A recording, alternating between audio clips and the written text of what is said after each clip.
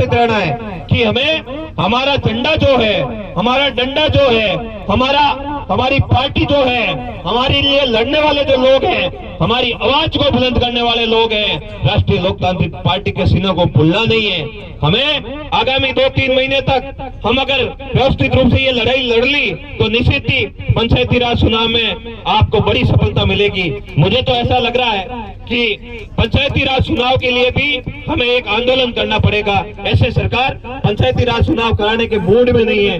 हमें किसानों की लड़ाई लड़नी है, साथ में एक आंदोलन ये चुनाव करवाने के लिए भी करना पड़ेगा, क्योंकि सरकार को लग रहा है कोई आवाज उठाएगा नहीं। धीरे धीरे चुनाव आगे सरकार है, ये पहले कह रहे थे मार्च अप्रैल में करवा देंगे, अब ओबीसी आयोग की रिपोर्ट का हवाला देकर आगे नवंबर दिसंबर तक इन लोगों को चुनाव सरकाने का प्लान है। लेकिन एक लड़ाई हमें इसके लिए भी लड़ने के लिए तैयार रहना पड़ेगा, क्योंकि अगर चुनाव नहीं होंगे तो आपका जो हक है, आपकी जो आवाज है, आपका जो राजस्व का पैसा है, जो आपके काम के लिए जो बजट आना है, वो सभी प्रभावित होते हैं। इन बातों को ध्यान में हमें रखना है और सरकार से इसके खिलाफ भी एक बार आवाज बुलंद करनी है। हमें ये भी ध्यान रखना है कि हमारे लिए जो लड़ रहे हैं उन लोगों को साथ देना है, उन लोगों के साथ में खड़ा होना है।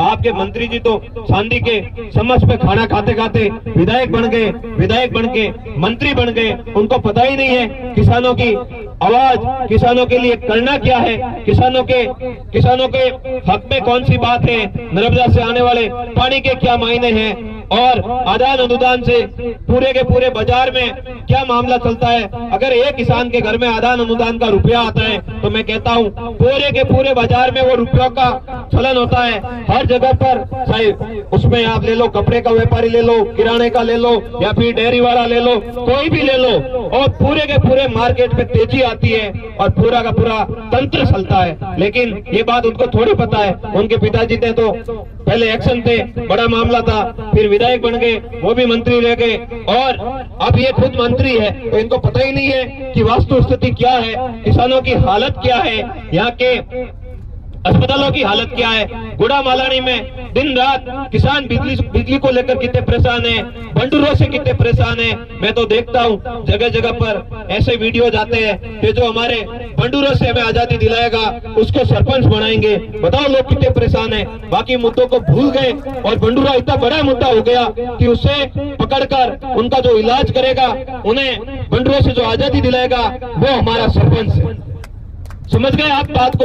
अब इन्हें जब बात कहे जाकर, जब बात हो रही थी फर्स्ट बार में मैं भी साथ में था, सेकंड बार में नहीं था, मैंने एडीएम साहब को कहा, एडीएम साहब ये बंडूरा वाला मामला कि ये तो नॉर्मल है, कर लेंगे। अरे भैया मिन्नीरे रोले हुए नूंद्रा घर पाके थाने गई ध्यान में ऐसी बेटा बंडूर की तो आतंगे आज जैसी बीजट वड़े नहीं वो घनी घनी पाओ लाटो ले नहीं निकले, कहीं ठाई को नहीं, कहीं खावे कमन बिगाड़ ज्यादा करे। तो मैंने कहा साहब आपको नहीं पता है हमारे कितना नुकसान होता है। हमारे किसान भाई दिन रात मेहनत करते हैं, लेकिन मेहनत करने के बाद जब ये बंडूरे अंदर घुस जाते हैं तो पूरी फसल को तबाह कर लेते हैं और किसान निराश और हताश होकर घर लौटता है। जो उसकी पूरी उम्मीदें होती है वो उम्मीदें खत्म हो जाती है। और इसके लिए भी आंदोलन किया, आवाज बुलंद की, और भी इसे मजबूती से आवाज बुलंद करने के लिए राजा राम जी ने जैसे कहा ट्रेलर 3 दिखाने के लिए तैयार है। आप लोग बड़ी तैयारी कर लेना, हम लोग आपके साथ में पहले भी खड़े थे, आज भी खड़े हैं। हम लोगों ने कभी ये न देखा, हम लोगों ने संघर्ष करते हुए कभी ये न देखा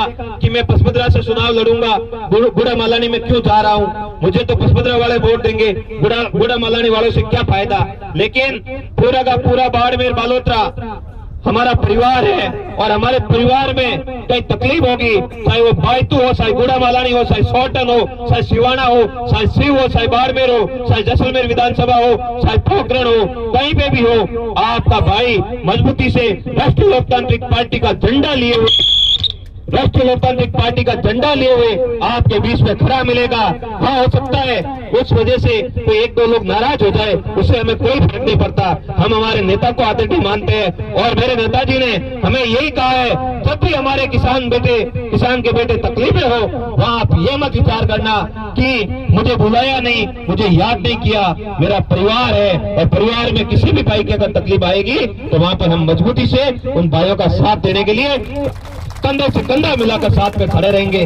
भाइयों, हमें ये भी सावधान रहना है कि हमारे बीच में हमारे बीच में बहुत तरह की शक्तियां एक्टिव है जो हमारे लोगों को नशे की लत में, जैसे ताजाराम जी ने बताया कि नशे की लत में ले जाने के लिए एक बहुत सुनियोजित तरीके से प्लानिंग कर रही है। हमें ये चीज ध्यान में रखनी है कि नशा हमारे यहाँ पे पनपना भी नहीं है। अगर नशा पनप गया तो हमारे जो पिछले 10-15 सालों से जो हमारे भाई अधिकारी बने हैं, कई आईएएस बने, कई आरएस बने, कई पुलिस में गए, कई मास्टर बने और कई बार देशावर में जाकर बड़ा व्यापार किया और हमारे पूरे के पूरे जिले का नाम रोशन किया। ऐसे भाई जिन्होंने पूरे जिले का नाम रोशन किया, अगर यह पीछे वाली पीढ़ी अगर नशे में लिप्त हो गई तो फिर हमारा धनी तोरी कौन होगा? अगर युवा ही नहीं बचेगा तो फिर आप और हम लोग बस के क्या करेंगे? मैं तमाम मातृशक्ति से भी निवेदन करता हूं कि आप अपने बच्चों पर नजर रखें, बच्चे की एक्टिविटी पे नजर रखें, वो कहां आ रहा है, कहां जा रहा है, किसके साथ उठ रहा है, किसके साथ बैठ रहा है, किससे बात कर रहा है, उसके फोन में क्या एक्टिविटी चल रही है और वो किन किन लोगों से बात कर रहा है। अगर हमने ध्यान नहीं रखा, देखो बच्चे नादान होते हैं, उन्हें कुछ पता नहीं होता है, सही गलत का ज्ञान नहीं होता है और वो उस समय गलत रास्ते पे चले जाते हैं। तो हमें हमारे आने वाली पीढ़ी का ध्यान भी रखना है, उन्हें सजो के भी रखना है, उन्हें अच्छी शिक्षा भी देनी है। मेरे द्वारा तो हमारे पूरे के पूरे बालोतरा बाड़मेर जिले में जहाँ भी मुझे लगेगा वह 200 स्कूलों को 3 साल में डिजिटल स्मार्ट क्लासरूम बनाने की जो योजना है उसमें हम लोग बना रहे हैं। हमारे पास कोई सरकारी खजाना तो है नहीं,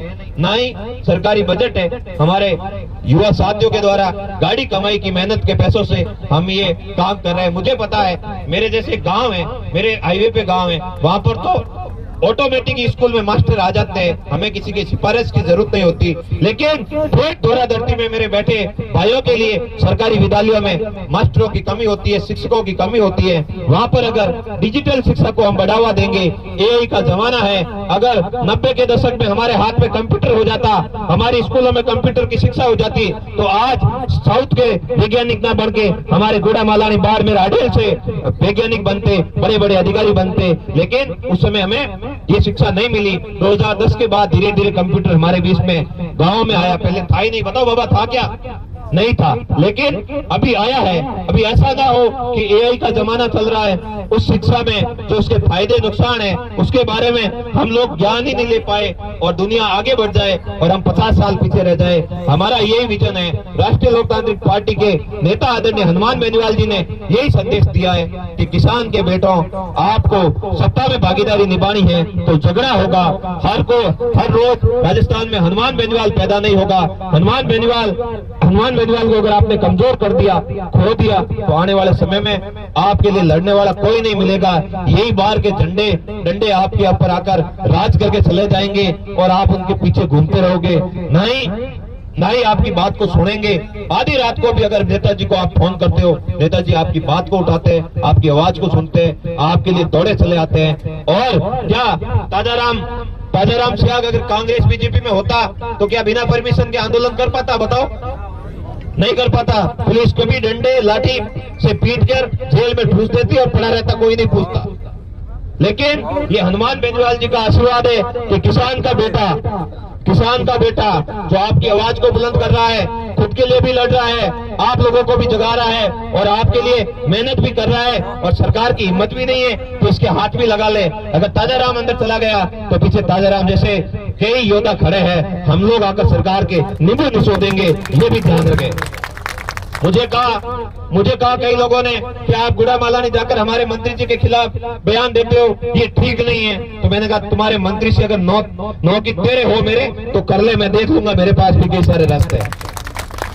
हम लोग डरने वाले लोग नहीं हैं, हम लोग मजबूती से लड़ने वाले लोग हैं और हम हमेशा यही कहते हैं कि हमारा झंडा हनुमान बेनीवाल जी के द्वारा दिया हुआ झंडा है और उनके द्वारा दिया हुआ डंडा है। अगर आप हमें परेशान करोगे तो ये झंडा और डंडा लेकर अगर निकल गए तो आपकी छुट्टी तो तय है। लास्ट बार हम लोगों ने बातें मान ली, बाकी मंत्री जी की छुट्टी भी हो जाती। मुझे लोगों ने कहा मंत्री जी की छुट्टी तो नहीं हुई, लेकिन मैंने कहा समय आने पर छुट्टी भी कर लेंगे, इलाज भी करेंगे और किसानों को बड़ी जीत भी दिलाएंगे। बहुत बहुत धन्यवाद, समय बहुत ज्यादा हो गया।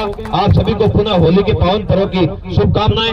एक रहो, संगठित होकर हमारे गुड़ा मालानी और बाड़मेर बालोतरा के लिए क्या बेहतर कर सकते हैं, इसके लिए प्रयास करो। बहुत बहुत धन्यवाद।